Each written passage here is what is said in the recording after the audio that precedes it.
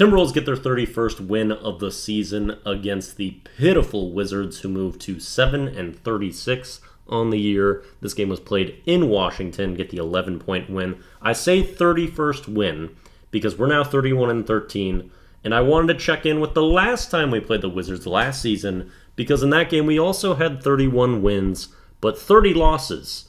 So I just wanted to get us to this checkpoint and take a little chill pill, because I said last game was the worst loss of the season, which I stand by, I think it was, and we haven't been playing well against bad teams in this stretch, but we're still winning against most of them, last game being the main exception, and I wanted to just not panic and continue to appreciate this run that the Timberwolves have been on.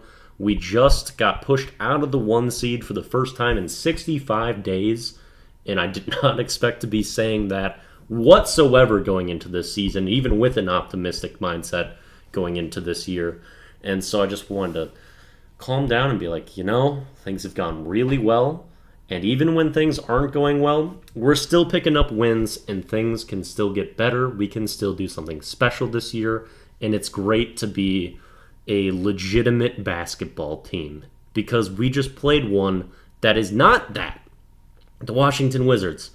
They are the worst defensive team in the NBA. We are the best defensive team in the NBA. They give up on average 125 a night. I can't remember ours. I think it was like 107, 108 our opposing points per game. And it makes a lot of sense. You look on that team, they don't really have any good individual defenders out there, especially at the wing spots. So like Anthony Edwards, who is going to check him on that team? There isn't anyone. And they've got one good defensive big man in Gafford to go up against three big man forces on the Wolves of Cat, Rudy, and Nas.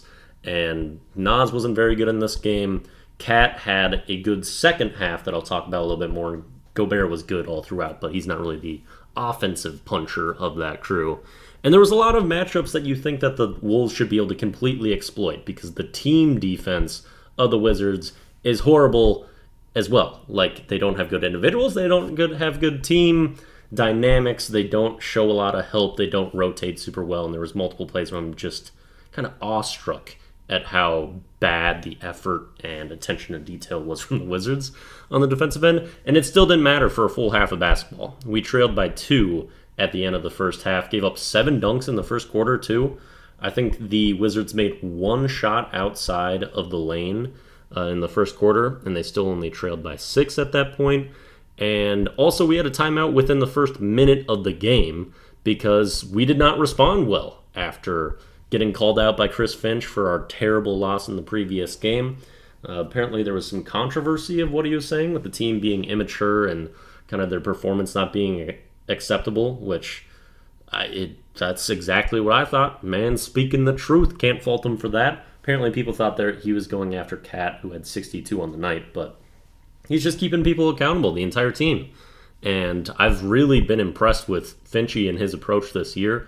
He's taking no shit and just no nonsense, and I've been really impressed with kind of his discipline, kind of hard-ass mentality that I think is pretty necessary and crucial to how we've made this improvement, because we needed to get more mature. We needed to stop all the slippage and to really take care of business. Those were the flaws of last year, along with injuries. And so I want to commend Finch for how he's been, and he's had some quick timeouts when he's not liking the direction things are going.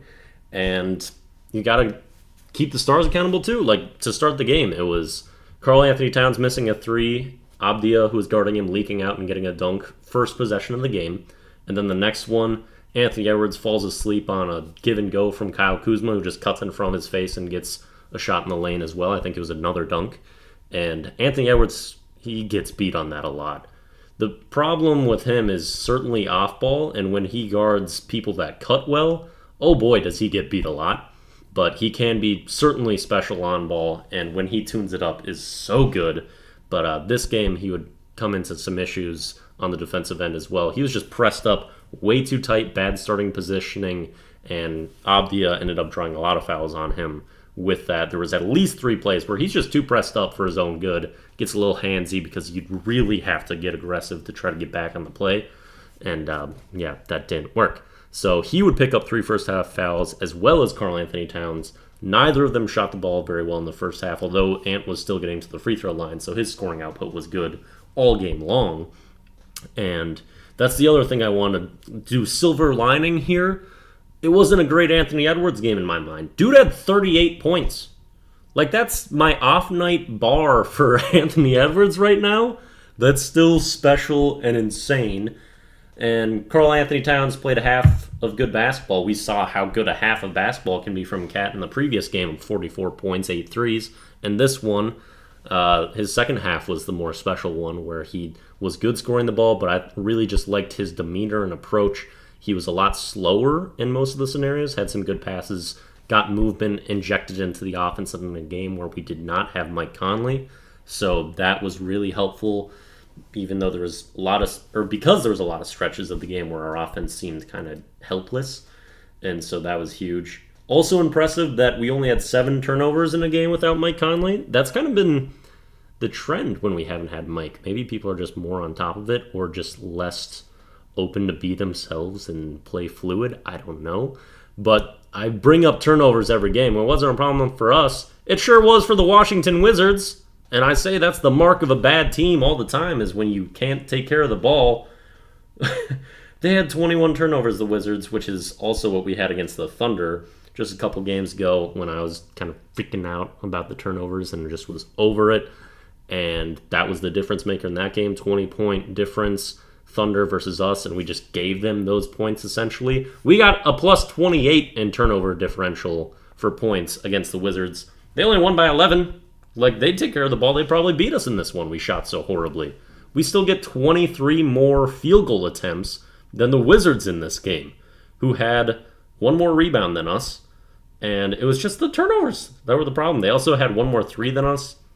Not a big disparity in free throws. Like, it's all taking care of the basketball was why we won that game, which is usually the inverse. And it just shows how bad the Wizards are, really. Like, man, that team. Oh, and I also want to commend Gobert before we get out of here, because he was great all game long. He was just grinding so hard, trying to get O boards, as well as his defense was spectacular. I thought he had 4 blocks. He just had to help so much in this game. We've been getting burned more from the perimeter. He has to help on all those. You might look at 12 of 13 for the opposing centers from the floor and think that's a Gobert problem. Absolutely not.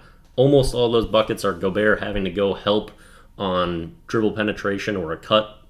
And so he has to challenge, and then no one really helps the helper, so they get open dunks, and that's what a lot of the dunks that the Wizards got were. So that's not a Gobert problem. That's him trying to keep things together and clean up everyone else's mistakes. Someone's got to be there to help him too. That wasn't super great through this game. And it was a pretty ugly one for the Wolves in general, but we escaped, got out of it. Back-to-back tomorrow, we're playing the Nets. One more thing I wanted to say before we hop out. Nickeil Alexander-Walker gets the start in place of Mike Conley. He kind of had less involvement in the offense as the game went on. Like, he was a little aggressive to start the game, and I liked some of his moves. They were looking clean. I'm like, I'm really excited to see a little bit more of Nickeil pick and roll reps, maybe some ball handling, because we saw flashes when he first joined the team. We're like, ooh, this guy could be good. And we didn't really see that in this game. Just kind of not involved through the rest, which was a little disappointing to me. I still would like to see more Nickeil involvement in playmaking and actions with him. One note that I have noticed with him, he passes the ball so damn hard. With Rudy Gobert on your team, you got to find some ways to put some soft touch on the ball when you're throwing that thing, because he slangs it. And so one little improvement note for Nickeil. I'd like to see more offensive stuff ran for him, but he's just been good working off of swings, making threes, side steps, driving closeouts. Yeah. Didn't love that game, but we still have hope. We're good. All right. Tomorrow in Brooklyn. Bye.